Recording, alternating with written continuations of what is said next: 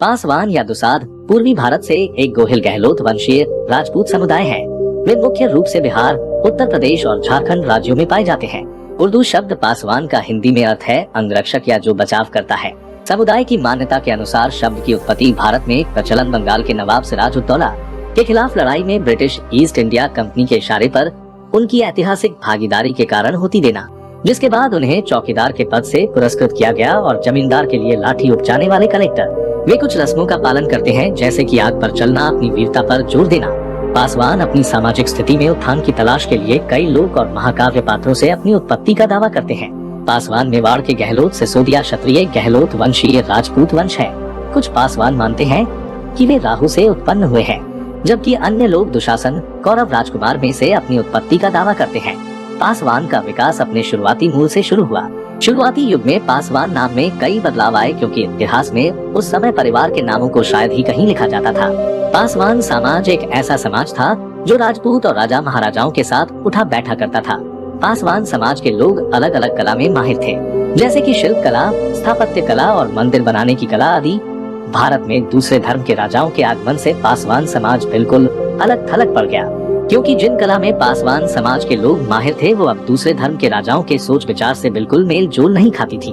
नतीजतन पासवान समाज के लोग दुनिया के अन्य हिस्सों में चले गए और जो भारत में रह गए उनकी आर्थिक स्थिति खराब हो गई है। पासवान परिवार के सदस्यों ने पूरे इतिहास में दुनिया भर में यात्रा की है, जहां उन्हें नई भाषा, संस्कृति और समुदाय का सामना करना पड़ा, जिसकी वजह से उनके नाम में कई और बदलाव आए। पासवान जाति का इतिहास बड़ा ही गौरवमय रहा है। बाबा चौहरमल इनके पूजनीय तथा धरोहर के रूप में माने जाते हैं। बाबा चौहरमल का इतिहास बिहार प्रांत के मोकामा से जुड़ा हुआ है। बिहार में इनकी पूजा बड़े ही धूमधाम से होती है तथा इनकी मेला भी लगता है। मोकामा टाल के जिसमें दार्शनिकों की संख्या 5 लाख से ऊपर होती है। इतना ही नहीं, नेपाल में राजा शालहेश भी पासवान जाति के थे। इनकी भी पूजा नेपाल तथा नेपाल के आसपास अन्य जगह पर बहुत प्रसिद्ध है तथा बड़े ही धूम से की जाती है। पासवान जाति एक वीर कौम है। उनका एक स्थान से दूसरे स्थान पर प्रवासन सबसे महत्वपूर्ण था। यह कई प्रामाणिक संसाधनों से स्पष्ट है कि वे राजस्थान और दिल्ली से चले गए। मेवाड़ के राणा लाखा 1382 से 1421 के साथ अलहद अमर सिंह राठौर मंदिरों की रक्षा के लिए बिहार, वाराणसी और गया आए।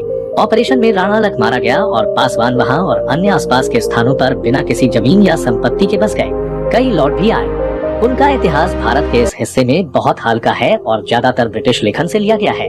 पासवान परंपरागत रूप से चौकीदारों का समुदाय है और उत्तर प्रदेश, उत्तराखंड, बिहार, झारखंड, पश्चिम बंगाल और अन्य राज्यों के हैं। वे सभी राज्यों में प्रवासित हैं।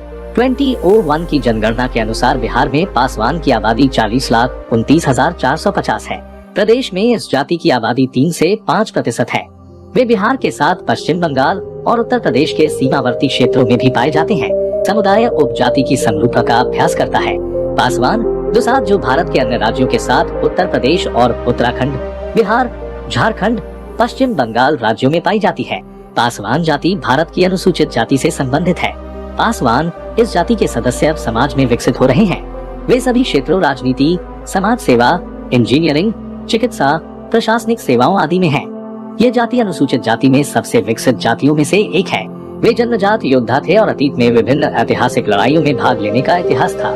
पासवान केवल बिहार में एससी के बीच का समुदाय है, जिसके पास कोई पारंपरिक पेशा करने या करने के लिए नहीं है, लेकिन इसके बावजूद वे मेहनती लोग हैं और अपनी शिक्षा और सामाजिक उत्थान के लिए महत्वपूर्ण योगदान देते हैं। यह अन्य 25% के बीच सबसे शिक्षित एससी समुदाय है। तो पासवान दुसाध जाति के इतिहास में बस इतना ही। यदि चैनल पर नए हैं तो कृपया चैनल को सब्सक्राइब करना ना भूलें। दोस्तों, धन्यवाद।